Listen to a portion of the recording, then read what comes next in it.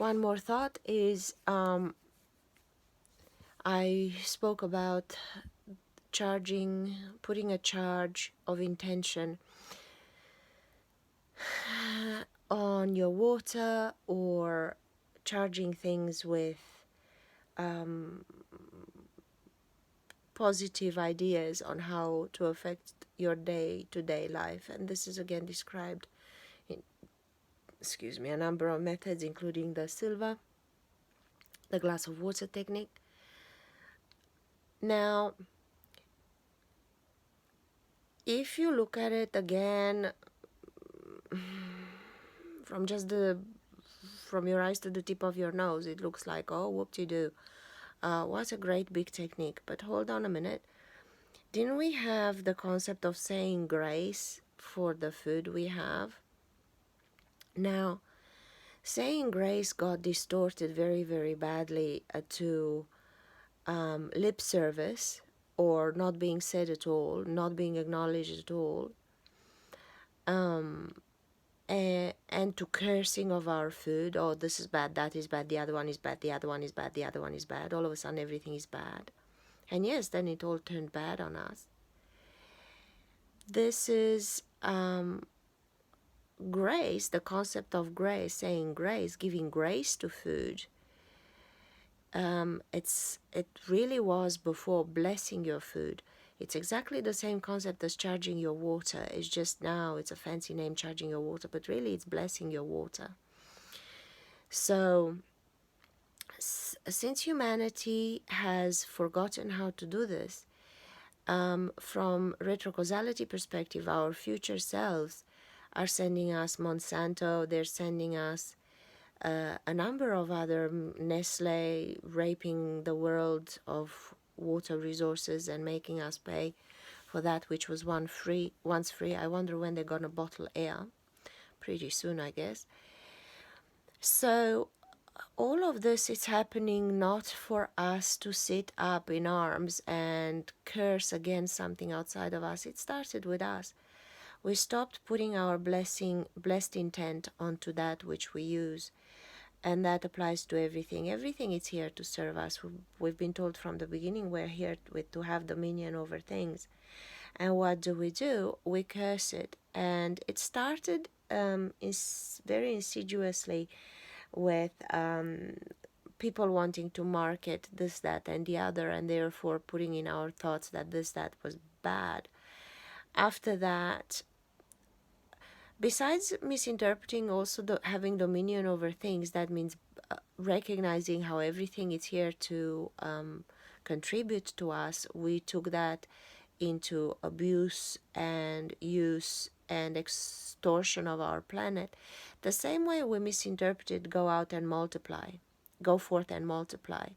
It doesn't mean spread like a rat and have 200 kids. It really meant go multiply, as in increase, as in evolve. There was obviously no appropriate translation as evolve back in the day. So that's what multiply, become more of yourself. So that got misinterpreted. That got us into the mess we're in, having to rethink the way we plant, the way we harvest, the way we do agriculture. So as much as we think something harms us, we harmed us. Not to play the guilt trip, but from the left to right, a timeline where past creates now and will equal future. That's the only way to look at it. Now I'm going to look at it from the other perspective of future creating now, having created past.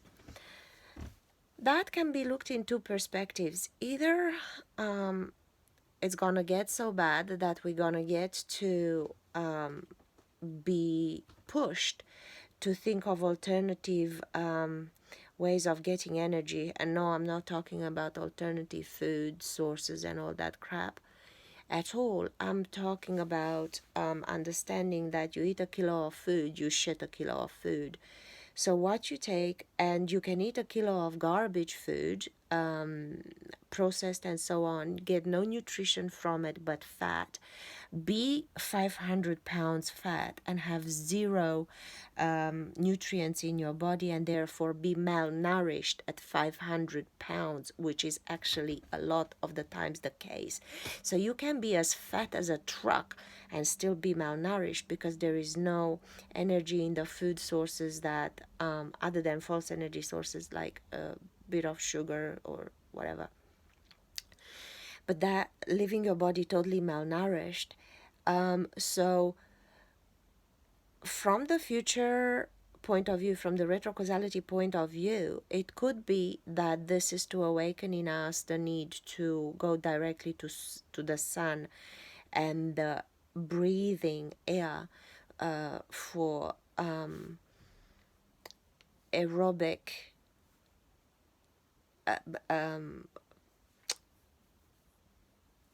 feed. So we feed directly from sun. So we take the energy that our body needs directly from the sun and the air that we breathe, rather than processing foods, because it may get to that level. So I'm not saying that what we did with stopping the charge of our food and water with positive intent, therefore blessing it, therefore in the past it was called giving grace, and became, as I said, corrupt and corroded.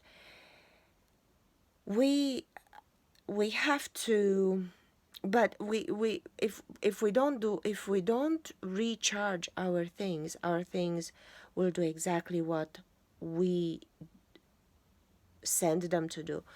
You curse that which you put in your mouth is gonna curse you back. So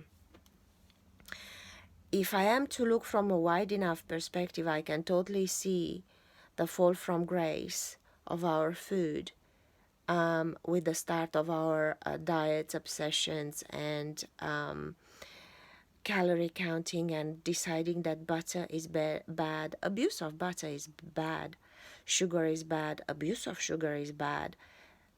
Nothing is bad intrinsically, but abuse of it. Water. Can you, as a normal human being, can you say water is bad for you? And I'm not arguing semantics. Well, this water, distilled water and blah, blah, shut up with the bullshit. Is water bad for you? No. Abuse of water, however, is going to provoke thinning of your blood. Hence, you see a lot of people that have had either strokes, seizures, or die from abuse of water because they took the drug from hell in a club or wherever they took it, and they lost. The body requested so much water, they drank so much that they ended up in seizures or dead from abuse of water. So is anything intrinsically bad? No, it isn't. Abuse of something is bad. Now this oh, McDonald's is bad. No, it's fucking not. Yeah, if you eat it every day of every hour, it's normal is bad. So look at yourself instead of pointing fingers to anything outside, because our cursing of our environment turned our environment to curse us. And the only way out is to really observe how we charge the things around us.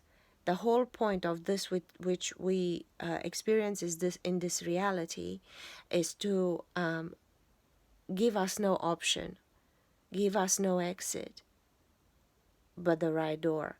And the right door is to recognize what comes out of our mouth. Yes, ironic, because I'm expressing this message in a certain way, but so it's meant to be. So it's meant to be.